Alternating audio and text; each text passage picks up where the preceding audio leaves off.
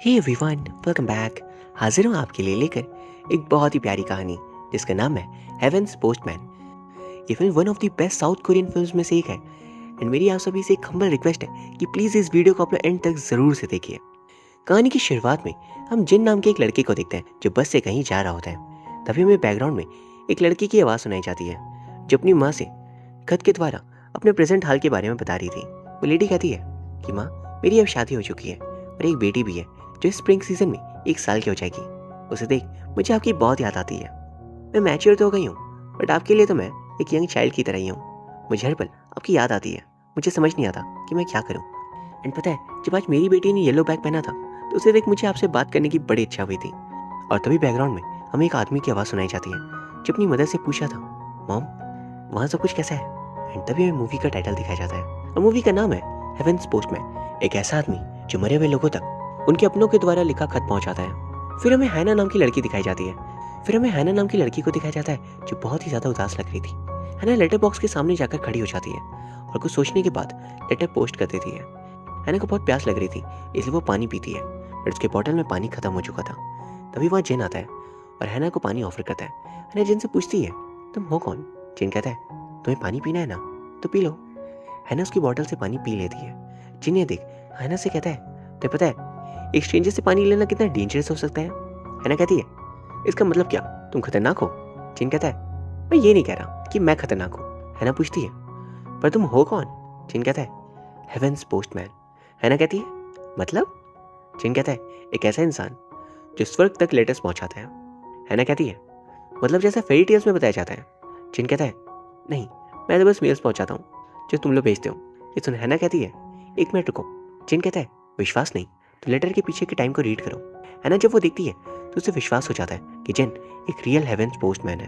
हैना जिन से कहती है कि मैंने सुना है तुम्हारे बारे में इंटरनेट पर। लोग कहते हैं कि एक हैंडसम सा लड़का लोगों की मेल्स हेवन तक ले जाता है। जिन कहता है, मैंने कहा था ना तुमसे। हैना बताती है, मतलब तुम्हारे लेग्स उल्टे होंगे क्योंकि तुम हेवन जाते हो, यानी तुम एक घोस्ट हो। जिन कहता है, मैं एक घोस्ट नहीं हूँ, एक एंजल हूँ। हैना कहती है, अच्छा तो फिर उड़ कर दिखाओ।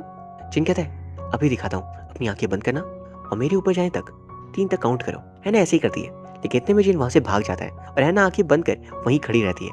बट जैसे उसे पता चलता है कि जिन वहाँ से भाग गया, हैना उसे रोकने की कोशिश करती है। फिर हम हैना और जिन को देखते हैं जो साथ में कैफे में बैठे थे। जिन हैना से कहता है, मुझे बहुत सारे लोगों के लेटर्स मिलते हैं और वे लेटर्स लिखते हैं क्योंकि उन्हें हेवन जैसी चीज़ पर भरोसा है। आज मुझे एक लड़की का लेटर मिला।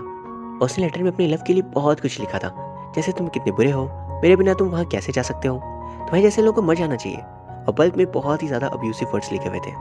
हैना ये सब कुछ चुपचाप सुन रही थी क्योंकि उसी ने अपने मरे हुए लवर के बारे में इतना सब लिखा था। जिन हैना से पूछता है, अब मैं इस लड़के के साथ क्या करूं। हैना कहती है, देखो तो सही वो कितनी नैरो माइंडेड है। जिन कहता है, तुमने ही भेजा है। हैना कहती है, मैं क्यों करूंगी। जिन कहता है, तुम्हारी इस लेटर की वजह से मुझे तुमसे आज मिलना पड़ा। आखिर तुम एक लेटर में इतना बुरा भला कैसे लिख सकती हो। हैना कहती है कि मेरा बचल था तो मैं अपने लेटर के साथ एक बॉम्ब भी रख देती। जिन कहता है, बट वो ऑलरेडी मर चुका है और कितना मारोगी। तभी वहाँ पर वेट्रेस आती है। हैना उसे पूछती है, क्या तुम्हें सामने एक कप हवा में लहराता हुआ दिख रहा है, मतलब क्या तुम सामने बैठा हुआ लड़का देख पा रही हो। वेट्रेस कहती है, हाँ मुझे वो लड़का दिख रहा है। ये सुन हैना वेट्रेस से पूछती है, वो लड़का मुझे कह रहा है तो एक घोस्ट या फिर एक एंजल है। तो वेट्रेस हैना से कहती है, मेरे हिसाब से वो पागल है, तुम उसे बात मत करो। हैना ये सुन हंसने लगती है बट जिन कहता है, मैंने सबको सुन लिया। हैना कहती है, तुम हेवन तक मेल पहुंचाते हो ना, तो मुझे सारे सीक्रेट्स बताओ। जिन कहता है कि सीक्रेट्स तो कुछ भी नहीं है, बट तुम चाहो तो मेरी हेल्प कर सकती हो, मैं तुम्हें $20 पर आवर दूंगा। हैना पहले तो ये सुन हंसती है बट बाद में जिन को मना कर देती है। और फिर हम हैना को देखते हैं जो फैक्ट्री के बाहर जाकर खड़ी हो जाती है नौकरी की तलाश में। तभी उसे एक आदमी दिखता है। हैना उसे पूछती है कि इस फैक्ट्री में क्या काम किया जाता है। वो आदमी हैना को सब कुछ बताता है अपनी फैक्ट्री के बारे में कि इस फैक्ट्री में सब कुछ नकली बन सकता है। हैना उस आदमी से पूछती है कि हाईली स्किल्ड लोगों को यहाँ पर कितनी सैलरी मिल सकती है।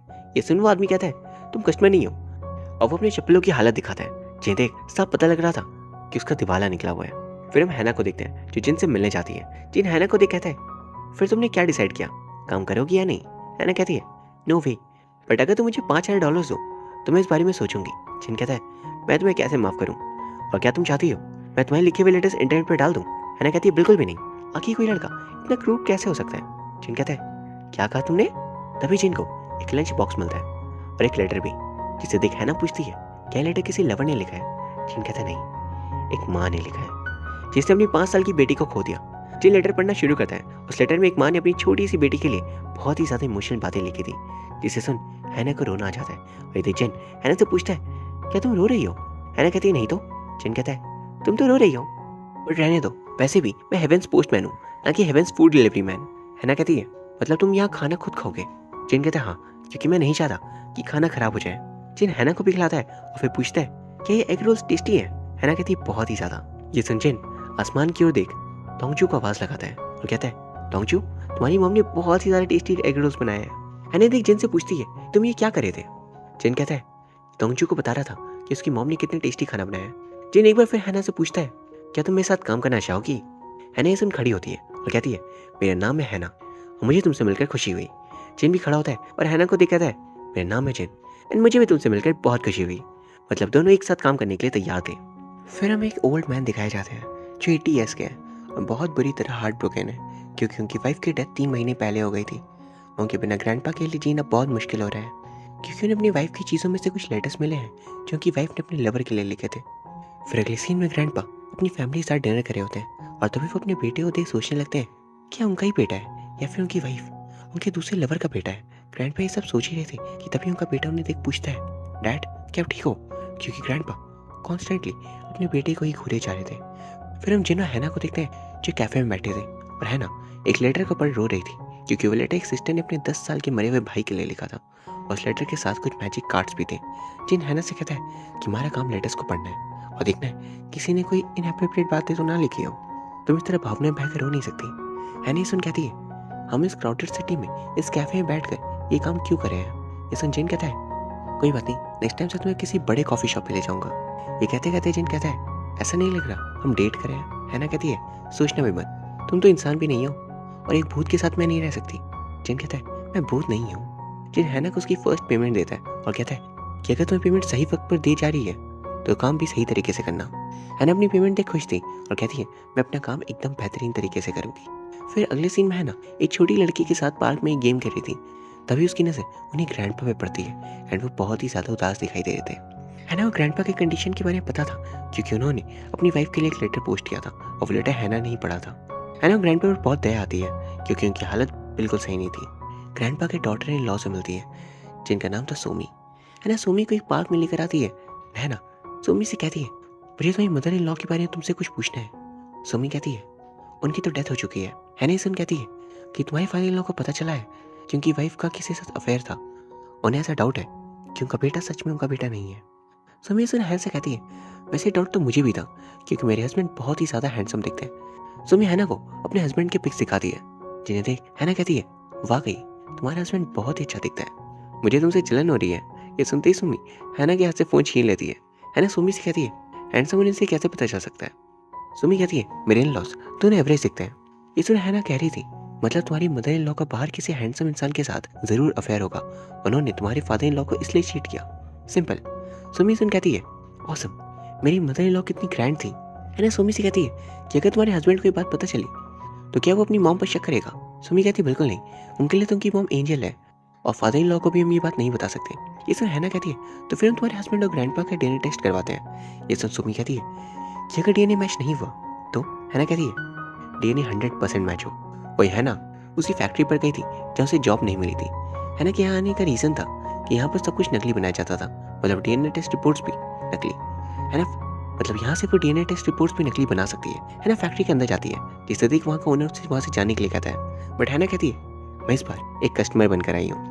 वही हम जिन को देखते हैं जो हैना के आगे का प्लान बता रहा था कि रिपोर्ट्स पर रिसीवर्स एड्रेस ग्रैंडपा के सन का होगा और हमें कैसे भी करके वो रिपोर्ट्स ग्रैंडपा तक पहुँचानी होगी ताकि वो इन रिपोर्ट्स को पढ़ सके। ये तो हैना पूछती है, क्या होकर ग्रैंडपा उनके सन से डायरेक्ट पूछ ले, क्या तुम्हें भी इस बारे में डाउट था? जिन कहता है, वैसे पूछेंगे ही नहीं, क्योंकि मैंस वर्ल्ड में ऐसा ही होता है, तो बस मेल बॉक्स में डीएनए रिपोर्ट्स रख देना, फिर ग्रैंडपा आएंगे उसे देख लेंगे कि रिपोर्ट्स किस चीज़ की है। वो रिपोर्ट्स को देखने के बाद ग्रैंडपा का डाउट क्लियर हो जाएगा और वो सोचेंगे कि हो सकता है उनके बेटे को भी उसकी मॉम के ही लैब लेटर्स मिले हो और इसलिए उसने डीएनए टेस्ट करवाने का सोचा। इसके बाद उनका मन हल्का हो जाएगा और जो चीज़ जैसी थी ग्रैंडपा उन्हें वैसे ही लाकर रख देंगे, यानी रिपोर्ट्स को फिर से मेल बॉक्स में रख दिया जाएगा। ये प्लान सुन हैना वाज लाइक, जिन तुम कितने ज़्यादा इंटेलिजेंट हो। फिर हम हैना सोमी को देखते हैं जो रिपोर्ट्स को मेल बॉक्स में डाल रहे थे और फिर वो दोनों एक पोल पर लटक कर ग्रैंडपा के आने का वेट करते हैं। तभी उन्हें ग्रैंडपा आते हुए दिखते हैं उन्हें देख हैना सोमी दोनों चुप जाते हैं। ग्रैंडपा मेल बॉक्स के पास आते हैं बट वो रिपोर्ट्स की जगह अपनी दवाई लेकर चले जाते हैं। यानी हैना और जिन का ये प्लान बिल्कुल फ्लॉप साबित हुआ। हैना इस बारे में जिन को बताती है। उसकी बातें सुन जिन कहता है, तुम कितनी नोजी हो, मेरे पास एक बेटर आइडिया है। फिर हम जिन को देखते हैं। एक डिलीवरी बॉय बनकर वो ग्रैंडपा के घर जाता है। जिन को ग्रैंडपा गेट पर ही मिल गए थे और इन्हें देखकर जिन एक रियल डिलीवरी बॉय की एक्टिंग करता है। जिन ग्रैंडपा को उनके बेटे के नाम से वो पार्सल देता है जिसमें रिपोर्ट्स थे और जाते हुए ग्रैंडपा से कहता है, प्लीज आप ये गुनफू को दे देना। ग्रैंडपा घर पर बैठे हुए थे और डेस्क पर डीएनए रिपोर्ट्स पड़ी हुई थी। ग्रैंडपा उन रिपोर्ट्स को इग्नोर करने की कोशिश करते हैं बट क्यूरियस होकर वो आखिरकार एनवेलप को खोल देते हैं और इस रिपोर्ट को देख ग्रैंडपा खुश हो जाते हैं क्योंकि उसमें लिखा हुआ था गनफू 100% उनका ही बेटा है। ग्रैंडपा खुश थे पर उन्हें देख हैना और सोमी भी बहुत खुश थे। फिर हम हैना को देखते हैं जिसे योंगसिक नाम के लड़के से एक लेटर मिला था और वो लड़का एक बहुत ही फेमस बैंड का मेंबर था। हैना योंगसिक का नाम पढ़ते ही खुश हो जाती है क्योंकि योंगसिक उसका फेवरेट बैंड मेंबर था। हैना योंगसिक की तारीफ करी थी जिससे देख जिन को थोड़ी जेलसी फील होती है एंड ये देख हैना जिन को टीज करने लगती है। हैना योंगसिक का लेटर पढ़ती है। योंगसिक ने लेटर अपने डैड के लिए लिखा था जो इस दुनिया में नहीं है। योंगसिक अपनी मॉम के मरने के बाद अपने डैड के साथ रहता है और योंगसिक के डैड गवर्नमेंट ऑफिस में एक बड़े अधिकारी थे। उन्हें योंगसिक का एंटरटेनमेंट इंडस्ट्री में काम करना पसंद नहीं था। वजह से योंगसिक ने अपना पहला डेब्यू किया उसके डैड की डेथ हो गई एक डिजीज की वजह से और कहीं ना कहीं योंगसिक को अपने डैड को खोने का बहुत ही ज्यादा दुख है और इसलिए वो अभी भी अपने डैड के लिए लेटर्स लिखता है। हैना डिसाइड करती है कि वो एक नर्स बनकर योंगसिक से मिलने जाएगी। उसे झूठ कह देगी कि मरते हुए उसके डैड उसके लिए यादों के तौर पर कुछ छोड़ कर गए हैं। फिर हम हैना को देखते हैं जो योंगसिक से मिलती है उसे अपनी बनाई हुई स्क्रैप बुक देती है ये कहकर ये चीज़ योंगसिक के डैड ने बनाई है। जो भी हो बट योंगसिक अपने डैड की बनाई हुई स्क्रैप बुक को देख बहुत खुश होता है और फिर वो अपने डैड को याद कर एक बहुत ही बढ़िया परफॉर्मेंस देता है। वही हम जिन और हैना को देखते हैं जो मेल बॉक्स से लेटर निकाल रहे थे बट तभी जिन की नजर एक लेडी पे पड़ती है। उसे देख जिन हैना से कहता है कि वो लेडी मेल बॉक्स में लेटर पोस्ट करने आ रही है बट उसे पता नहीं लगना चाहिए कि हम यहाँ काम करते हैं इसलिए ऐसा प्रिटेंड करो कि हम यहाँ पर खेल रहे हैं। जिन अपनी बैग से एक बॉल निकालता है जिसपे हैना कहती है ये तुम्हारा बैग है या फिर डोरेमोन का 4D पॉकेट, कुछ भी निकल जाता है यार। जिन हैना की तरफ बॉल फेंकता है बट हैना की कैच मिस हो जाती है। हैना बॉल लेने जा रही थी कि तभी उसकी नजर उस लेडी पे पड़ती है एंड वो और कोई नहीं बल्कि हैना की मरे हुए एक्स की गर्लफ्रेंड थी। हैना अपने एक्स की गर्लफ्रेंड को देख उदास हो जाती है। जिन हैना से पूछता है कि उस लेडी के साथ वो बच्ची कौन है। हैना कहती है कि वो उसके एक्स की बेटी है। ये सुन जिन कहता है तो ये लेडी तुम्हारे एक्स की गर्लफ्रेंड नहीं वाइफ हुई। ये सुनकर हैना को और गुस्सा आ जाता है। हैना अपने एक्स को याद कर रोई जा रही थी। इसे तो जिन हैना से कहता है तुम्हें जो भी कहना है तुम उससे अपने एक्स से कह सकती हो, शायद वो तुम्हें सुन रहा हो। हैना जोर जोर से अपने एक्स से बात करने लगती है और कहती है तुम पागल हो, तुमने मुझे बताया क्यों नहीं कि तुम मैरिड हो और अब तुम मर भी गए। हैना ये सब कहते कहते और भी रोने लगती है। पर जिन हैना से कहता है तुम बोलो, मैं तुम्हारी पास्ट की बातें सुनना पसंद करूंगा। हैना को ये सुनना अच्छा लगता है क्योंकि उसकी बात कोई सुनना चाहता था लेकिन क्योंकि उसकी बात कोई नहीं सुनता था लेकिन आज फाइनली उसकी बात किसी ने सुनी। फिर हम हैना और जिन को देखते हैं जो बस में बैठकर कहीं जा रहे थे। तभी हैना जिन से पूछती है कि हमारा ये काम कभी बंद हो सकता है। जिन कहता है हाँ हो सकता है कि अगर आगे पता चल गया कि हम लोगों को झूठी खुशी देने के लिए थिंग्स मेसअप कर रहे हैं तब। हैना और जिन का स्टॉप आता है वो बस उतर जाते हैं। जिन हैना को एक लाइट हाउस पर लेकर गया था। जिन हैना से कहता है कि अब से हम यही काम करेंगे क्योंकि तुम ही नहीं कहा था कि तुम्हें बिजी कैफे पसंद नहीं। हैना को ये नई जगह देख बहुत खुशी होती है। वही हम जिन को देखते हैं जो कॉफी शॉप में बैठा था बट कोई भी उसकी आवाज़ नहीं सुन रहा था। जिन 2-3 बार आवाज़ देता है उसे कोई रिस्पॉन्स नहीं मिलता। फिर हम जिन को देखते हैं जो दूसरी कॉफी शॉप में जाता है और वहीं एक तरफ खड़ा हो जाता है क्योंकि उसे लगा था यहाँ भी कोई उसे नहीं देख पाएगा। लेकिन तभी उसे कैफे के ओनर जिन को देख कहते हैं तुम यहाँ कब आए। जिन ऐसे उनसे पूछता है क्या मुझे देख पा रहे हो बट कैफे के ओनर कहते हैं ये कैसा सवाल हुआ। जिन उस कैफे के ओनर साथ बैठते हैं एंड कैफे के ओनर जिन को अपनी खींची हुई फोटोग्राफ्स भी दिखाते हैं। स्ट्रेंज बात ये थी कि फोटोग्राफ सिर्फ स्काई के थे। जिन यही सवाल ओनर से पूछता है एंड ओनर कहता है कि मैं अपने बेटे की हॉबी कंटिन्यू कर रहा हूँ। बहुत अजीब लग रहा होगा बट ऐसा ही है।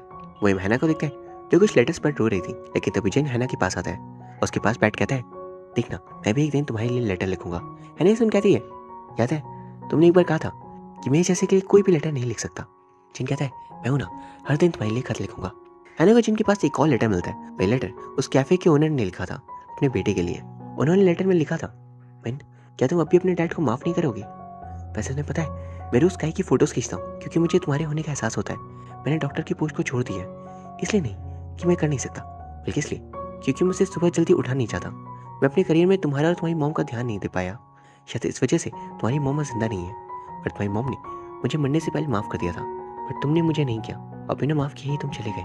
हैना ये सब पढ़ जिन से कहती है कि हम उनकी मदद कर सकते हैं।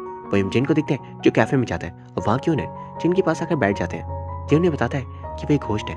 ये सब ओनर कहते हैं घोस्ट हो तो तुम यहाँ क्या कर रहे हो एंड मैं तुम्हें देख क्यों पा रहा हूँ। जिन कहता है मुझे नॉर्मल लोग नहीं देख सकते। ये सब ओनर कहते हैं तुम्हारा मतलब मैं नॉर्मल नहीं हूँ? जिन कहता है ऐसा नहीं है, बट मुझे वही लोग देख सकते हैं जो अपने लव्ड वंस को बहुत ही ज़्यादा मिस करते हैं। जिन उन्हें भी ये बात बताता है कि उसे एक इंसान से प्यार हो गया है, उसे समझ नहीं आ रहा कि वो क्या करे। इसमें ओनर कहते हैं अगर मैं तुम्हारी जगह होता तो उसे प्रपोज कर देता, क्योंकि आजकल कोई भरोसा नहीं, क्योंकि एक पल लोग हैं और दूसरी पल नहीं।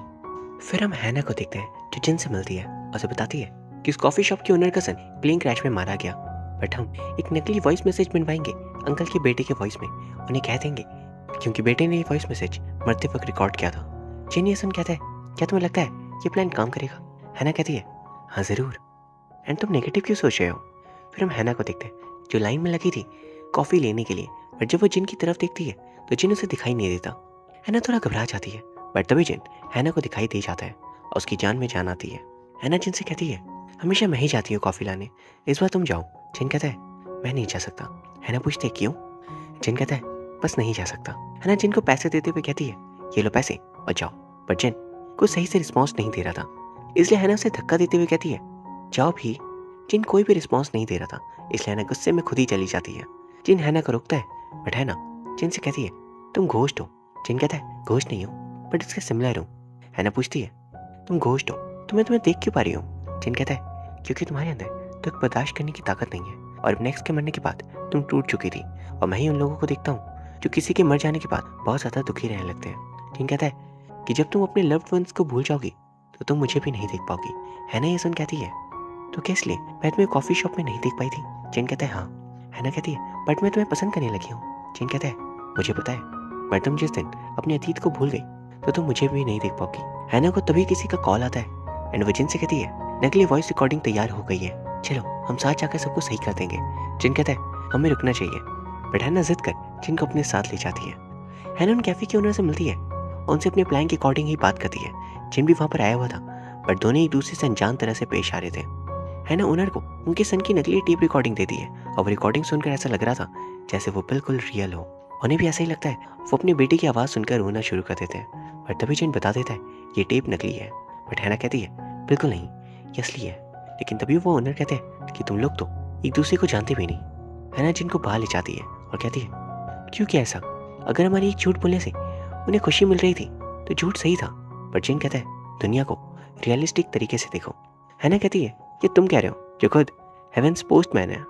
ओनर उन दोनों को वहाँ से जाने के लिए कहते हैं और खुद एक कॉर्नर में जाकर दुखी होकर बैठ जाते हैं। हैना और जिन वहाँ से निकल जाते हैं, बट हैना जिन से नाराज थी, इसलिए वो जिन से कहती है मैं अलग रास्ते पे जाऊंगी। जिन हैना को रोकता नहीं और हैना भी निकल जाती है, बट थोड़ी वक्त बाद जब हैना पीछे मुड़ती है तो जिन वहाँ पर नहीं था। हैना मेल बॉक्स के पास जाकर जिन को ढूंढती है, बट जिन उसे वहाँ भी नहीं मिलता। हैना के दिमाग में बस जिन के ही थॉट्स आ रहे थे, और तभी बैकग्राउंड में हमें जिन की वॉइस ओवर सुनाई जाती है जो लेटर के थ्रू हैना से कह रहा था डियर हैना, थैंक यू सो मच, तुमने मेरे साथ इतने समय बिताया। मेरे लिए वक्त बहुत ही ज़्यादा मज़ेदार था, बट मैं जा रहा हूँ, मुझे माफ़ कर देना। लेकिन मैंने तुमसे कहा था ना, हमें चीटिंग करते हुए पकड़ लिया तो सब कुछ खत्म हो जाएगा, है ना? मैंने तुम्हें कभी अपनी लाइफ के बारे में नहीं बताया, अपने पास्ट के बारे में, क्योंकि मुझे मौका ही नहीं मिल पाया अपने बारे में कुछ भी बताने का। मैं पहले बहुत ही पैथेटिक था और बिना किसी हेजिटेशन के मैंने अपना बिजनेस शुरू कर दिया। मेरे लिए लाइफ को जीना बहुत आसान था और मैं लाइफ को बस एक गेम समझता था, लेकिन इस चक्कर में मैंने अपनी फैमिली, फ्रेंड्स और प्यार को खो दिया बिकॉज ऑफ एन एक्सीडेंट। मैं बुरी हालत में था, मुझे लगा कि मैं इस लाइफ से भाग रहा हूँ, बट बाद में मुझे एक जॉब मिली और मुझे खुश रहने का एक कारण मिला, और तुमसे मिलने के बाद तो मेरी ज़िंदगी बिल्कुल ही चेंज हो गई, जैसे मुझे कुछ स्पेशल मिल गया अपनी लाइफ में। मैंने कहा था ना एक दिन मैं तुम्हारे लिए एक लेटर लिखूंगा, एंड ये वही खत है ना। जिनका लेटर पर बहुत रोती है और थोड़ी देर में जिनका सारा सामान वहाँ से गायब होने लगता है, और जिन उन फोटोज से भी गायब हो जाता है जो उसने हैना के साथ खिंचवाए थे, जिनसे रिलेटेड सारी चीज़ें गायब हो चुकी थी और हैना रोती रह गई। फिर हमें जिन दिखाया जाता है जो रियल वर्ल्ड में अधमरी हालत में हॉस्पिटल में था, एंड वही हम जिनको हेवन में देख पाते हैं। जिन वहाँ के हेड से माफ़ी मांगता है कि उसने रूल्स तोड़े, बट हेड जिन से कहता है तुम्हें रियल वर्ल्ड में एज ए ह्यूमन रहकर जीने की परमिशन दी जाती है क्योंकि तुमने लोगों की मदद की थी, एंड हैना को भी तुमने नेगेटिविटी से बाहर निकाला और पॉजिटिव रास्ते पे चलने मदद की। जिन ये सुन खुश हो जाता है। हेड जिन से कहते हैं तुम इस डोर से एग्जिट कर सकते हो, बट जिन कहता है क्या आज मुझे लेने बस नहीं आएगी? हेड कहते हैं नहीं, आज तुम बाई वॉक जा सकते हो। जिन कहता है और मेरे लास्ट 2 वीक्स की मेमोरीज का क्या होगा? हेड कहते हैं उन्हें मिटा दिया जाएगा। जिन कहता है तुम इतने क्रूएल कैसे हो सकते हो? हेड कहते हैं मैं क्रूएल होता तो तुम्हें जाने देता। जिन जैसे ही दरवाजा ओपन करता है उसके सामने से कुछ नए लोग भी हेवन में आते हैं, और में से एक थे वही 80 ईयर्स ओल्ड ग्रैंडपा जो अपनी वाइफ को लेकर टेंशन में थे। ग्रैंडपा अपनी वाइफ को देख खुश होते हैं, उन्हें हक कर लेते हैं, और जिन भी ये सब देख रहा था। फिर हमें हॉस्पिटल का सीन दिखाया जाता है जहाँ जिन का होश आ जाता है। फिर हम हैना को देखते हैं जो अपने ऑफिस में काम करी थी। तभी उसका कलीग उसे कुछ डॉक्यूमेंट्स पोस्ट ऑफिस में सबमिट करने के लिए कहता है। हैना पोस्ट ऑफिस जाने के लिए निकल जाती है।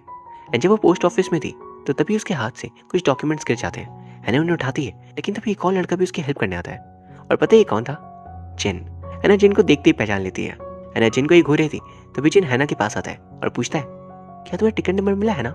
हैना कहती नहीं। जिन हैना को टिकट देकर वहाँ से चला जाता है और हैना उसे देखती रह जाती है। हैना जिन के पास जाती है। जिन हैना से पूछता है, क्या हम कभी पहले मिले हैं? हैना कहती है, कहाँ? जिन कहता है, मेरे सपनों में, mailbox, in the green grass, in the bus, lighthouse और कभी कभी coffee shop and so on and so on. हैना जिन को हक लेती है। जिन ये कहता है, हम पोस्ट ऑफिस में हैं। हैना कहती है, तुम जिंदा हो। जिन कहता है, मर कर जिंदा हुआ तुम्हारी वजह से। सभी लोग हैना और जिन को ही देख रहे थे, लेकिन जब उन दोनों को कोई प्रॉब्लम नहीं तो लोगों को क्या ही प्रॉब्लम हो सकती थी। और इसी के साथ हमारी मूवी का एंड हो जाता है।